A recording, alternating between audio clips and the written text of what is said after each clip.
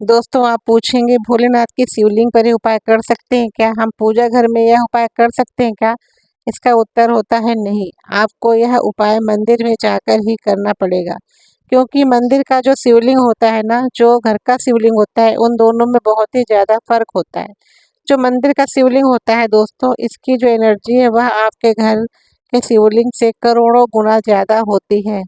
इसमें ऐसी सकारात्मक ऊर्जा होती है जिसके सामने अगर आप थोड़ी देर भी पूजा कर लेते हैं तो तुरंत ही उसका फल आपको मिल जाता है और आपके जीवन की जो भी परेशानी चल रही होती है वह समाप्त हो जाती है। तो आपको जितने भी आज हम उपाय बताने जा रहे हैं, आपके जीवन की परेशानी को ख़त्म करने के लिए, आपकी मनोकामना की पूर्ति के लिए, उस उपाय के लिए तो आपको मंदिर जाना ही पड़ेगा। आपको भगवान शिव के मंदिर में शिवलिंग के पास जाना होगा और सावन सोमवार का पर्व बहुत ही ज़्यादा महत्वपूर्ण है दोस्तों। सोमवार का दिन बहुत ही ज़्यादा खास होता है। तो यह दिन ऐसा है, इस दिन अगर आप मंदिर में जाकर भगवान भोलेनाथ की पूजा अर्चना करते हैं तो मानकर चलिए दोस्तों आपके जीवन के सभी कष्ट बहुत जल्दी समाप्त हो जाते हैं। पूरे साल आपके घर में अन्न और धन का भंडार बना रहता है।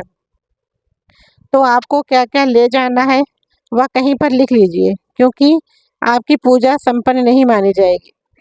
दोस्तों सबसे पहली चीज़ जो आपको भगवान भोलेनाथ के लिए अपने घर से लेकर जाना है, वह है सावन सोमवार के दिन कई लोग हमसे कहते हैं कि जल जो है वह हम शिवालय में जाकर वहीं से ले लेंगे। शिव मंदिर में हमें जल मिल जाता है, तो हम उस जल को वहीं से ले लेंगे। तो दोस्तों आपको हम एक बात बता दें कि आपको कभी भी भूल कर भी अपने लोटे को मंदिर तक खाली लेकर नहीं जाना। आपको उसमें अपने घर का ही जल लेकर जाना है। आप यह मत कर लीजिएगा कि हम यहाँ से लोटा ले जाते हैं और वहाँ मंदिर में हम जल भर लेंगे, ऐसा आपको बिल्कुल भी नहीं करना है। आखिर में घर से जल क्यों ले जाया जाता है, इसकी भी आप बात सुन लीजिए। घर से इसलिए आपको जल लेकर जाना है ताकि आपके घर का जो जल भगवान भोलेनाथ पर चढ़ने के लिए जा रहा है, हम उस जल के द्वारा आप भगवान को अपनी सभी दिक्कतें बता देंगे और उस जल को जैसे ही आप भगवान भोलेनाथ पर चढ़ाएंगे ना, अपनी समस्या को बताते हुए, तो वह समस्या आपकी धीरे धीरे खत्म हो जाएगी। इसलिए हमें अपने घर का जल लेकर जाना है, क्योंकि हमारे घर के जल में हमारी स्थिति छुपी होती है, जिसे भगवान भोलेनाथ हमारे घर के जल को चढ़ाने से ही समझ जाते हैं कि हमें आखिर में किस चीज़ की ज़रूरत है और हमें यह जीवन में किस चीज़ की परेशानी चल रही है। दोस्तों आज सबसे ज़रूरी चीज़ जो जल लेकर जा रहे हैं ना, उसमें से 2-4 बूंद गंगा जल की ज़रूर डालकर ले जाइएगा, क्योंकि गंगा जल डाले बिना आपकी पूजा संपन्न नहीं हो पाएगी।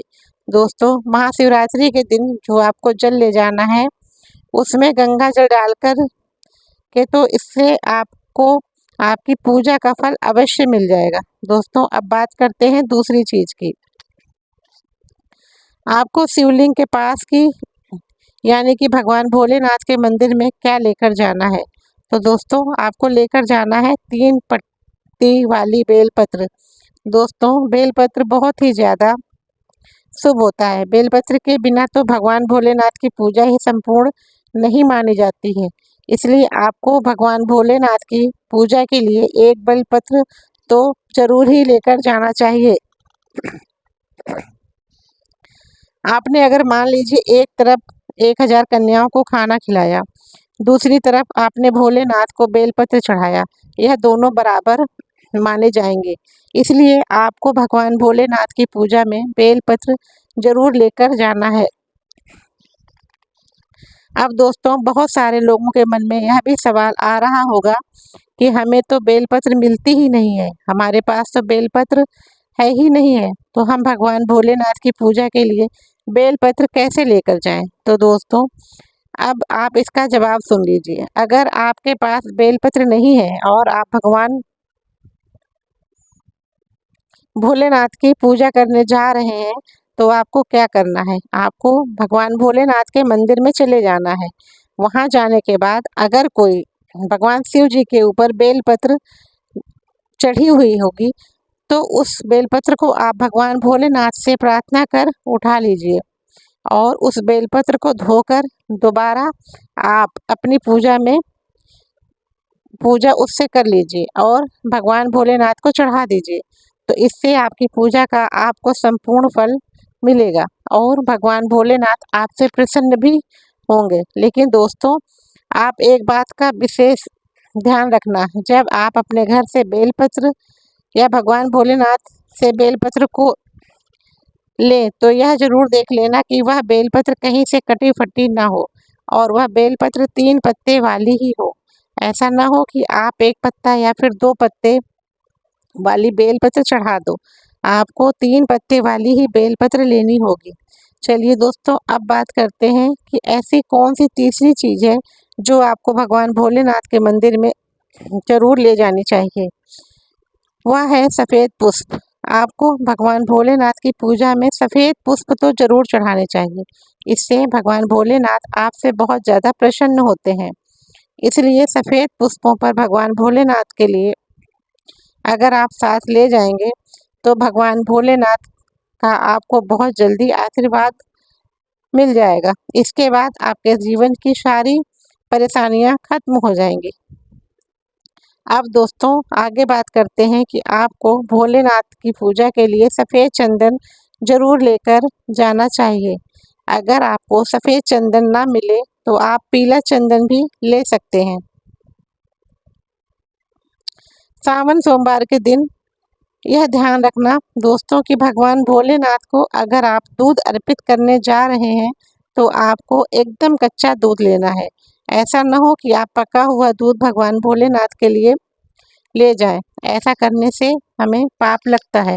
इसलिए आपको भगवान भोलेनाथ की पूजा के लिए कच्चा दूध ही लेकर जाना है। अब आपको और क्या ले जाना है? देखिए, अगर आप चाहते हैं कि आपकी हर मनोकामना पूरी हो, भगवान भोलेनाथ का आपके ऊपर आशीर्वाद बना रहे, तो एक डिब्बा लीजिए, उसमें काली मिर्च भरकर ले जाइए। देखिए, अब आपको बात बहुत ही ध्यान से सुननी है। जितनी हम आपको बता रहे हैं, यह बातें बहुत ही ज़्यादा महत्वपूर्ण हैं। यह बातें आपको कहीं यूट्यूब पर नहीं मिलेगी। आपको एक डिब्बी में काली मिर्च भरकर रख लेनी है और एक लाल कपड़ा लेना है, उसमें लौंग कपूर लेनी है और इसको मौली यानी कि धागे से बंद करके आपको अपनी जेब में रख कर ले जाना है। सिर्फ इतनी चीज़ आपको ले जानी है। आज के दिन यानी सोमवार के दिन जब अब आपको पूजा कैसे करनी है, चलिए हम आपको बताते हैं। बहुत ध्यान से देखना दोस्तों, जितनी भी चीज़ बताई है और ना हम और बता रहे हैं, इन चीज़ों को अगर आप भगवान शिव के मंदिर ले जाते हैं और ले जाने के बाद शिवालय से वापस लेकर आते हैं ना, तो आप अपने घर पर देखोगे कि ऐसा करने से आपको धन की प्राप्ति हो जाएगी। आपकी कोई भी मनोकामना होगी वह पूरी हो जाएगी। अब आपको क्या करना है दोस्तों? सबसे पहले आपको मंदिर में जाना है। उसके बाद मंदिर में जाने से पहले ही कल काले या नीले कपड़े धारण करके मंदिर में आपको नहीं जाना है। बहुत से लोग क्या करते हैं, काला या नीला कपड़ा पहनकर भगवान शिव के मंदिर चले जाते हैं। मगर आप ऐसा करोगे तो भगवान भोलेनाथ आपसे बहुत क्रोधित हो जाएंगे। आपको उनका क्रोध का रूप देखना पड़ जाएगा। सबसे पहले आपको क्या करना है कि पतली धार बनाते हुए मतलब कि मंदिर में जाने के बाद फिर पतली धार बनाते हुए भगवान भोलेनाथ पर 1 लोटा जल अर्पित करना है। दोस्तों, जल आपको अपने घर से ले जाना है, हमने ऊपर बता दिया था। उसके बाद जब आप भगवान भोलेनाथ को जल अर्पित कर देना, अब आपको करना है कि भगवान भोलेनाथ को चंदन लगाना है।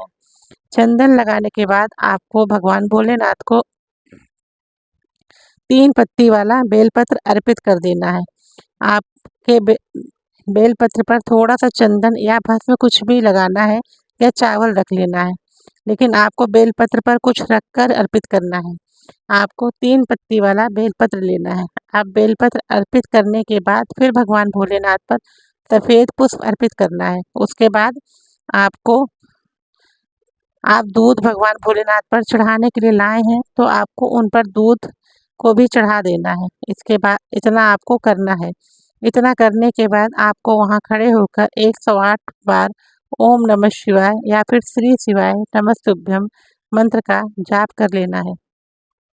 दोस्तों, यह 3 ऐसी चीज़ है आपको जो करनी ही करनी है, इतना तो आपको करना है। अब आपको क्या करना है, आपने जो एक डिब्बा काली मिर्च का लिया था, उस काली मिर्च के डिब्बे को आपको यानी कि जहाँ से जल गिरता है, जो जलाधारी होती है, इस शिवहरी के पानी से आपको छुआना है और अपनी जेब में उसे वापस रख लेना है। यह जो लाल पोटली आप ले गए थे बंद करके लौंग की, इसको भी छुआना है और वापस रख लेना है। जब आप अपनी जेब में अब आपको क्या करना है, जो लोटे में आपने जल लिया था या जो लोटे में आप दूध ले गए थे, उसमें आपको क्या करना है, आपको भोलेनाथ का पानी जहाँ पर गिर रहा होगा ना जलाधारी से, आपको उसे पानी को अपने लोटे में भर लेना है। ध्यान रखना है जो आपने लोटा में पानी भर कर लिया है, जो शिवलिंग से पानी गिर रहा है ना, उस पानी को अपने लोटे में वापस लेना है। दोस्तों, अब बहुत सारे लोगों के मन में सवाल आ रहा होगा कि वह सोच रहे होंगे कि कई लोग वहाँ पर पानी चढ़ा रहे हैं, तो इस बात की आप चिंता ना करें, क्योंकि भोलेनाथ की शिवलिंग पर जब पानी चढ़ सकता है, वह अमृत बन जाता है। कहा जाता है कई देवी देवता शिवलिंग के पास अदृश्य रूप से खड़े होते हैं ताकि शिवलिंग से गिर रहे पानी को वह धारण कर सकें। इतना पवित्र हो जाता है शिवलिंग पर से गिरता हुआ पानी। पानी तो शिवलिंग से गिरता हुआ पानी को आपको अपने लोटे में लेना है, सिर्फ थोड़ी सी बूंद लेनी है। अब आपको क्या करना है, आपके घर वापस आना है। जो आपने लोटे में पानी लिया था ना भक्तों, इसको घर पर आते ही घर के जो लोग हैं ना, आपको उनको थोड़ा थोड़ा पिला देना है और उनके ऊपर थोड़ा सा छिड़क भी देना है। उसके बाद और दोस्तों, इस पानी का आपको अपने घर के प्रत्येक कोने में छिड़काव करना है। लेकिन दोस्तों, आपको एक बात का विशेष ध्यान रखना है कि जब भी इस पानी का आप अपने घर में छिड़काव करें, तो आपको गंदी जगह पर इस पानी का छिड़काव नहीं करना है। जैसे लेट्रिन हो गई, बाथरूम हो गई, इन जगहों पर आप पानी का छिड़काव ना करें और आपको अपने घर के मुख्य द्वार पर भी इस पानी का छिड़काव कर देना है। सिर्फ इतना आपको करना है। अगर इतना करने के बाद भी आपका पानी बच जाता है ना, तो जो आपका पीने का पानी होता है, आपको उसे पानी में डाल देना है। जब भी जो भी व्यक्ति उस पानी को पिएगा ना, तो ऐसा करने से उसको बहुत ज़्यादा इस पानी का बहुत चमत्कार देखने को मिलेगा। दोस्तों, अब मान के चलिए पूरे साल आपके घर पर नकारात्मक शक्तियाँ नहीं आ पाएँगी। अगर आप ऐसा कर लोगे, तो आपके घर पर अगर किसी ने काला जादू या फिर काली विद्या करवाने की कोशिश करेगा, तो वह आपके घर पर नहीं कर पाएगा। इससे आपके घर से नकारात्मक शक्तियाँ चली जाएँगी और आपके घर में सदैव सकारात्मक शक्तियों का वास रहेगा। दोस्तों, अब यह जो आपने काली मिर्च का भगवान शिवलिंग से छुआ कर लेकर आए थे ना, इसको पूजा घर में रख लेना।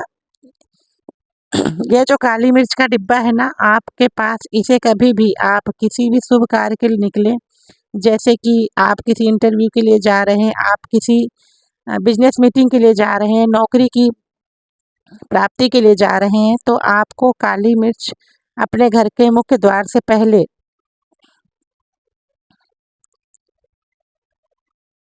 रख के उसको अपने पैर से कुचलते हुए निकल जाना है।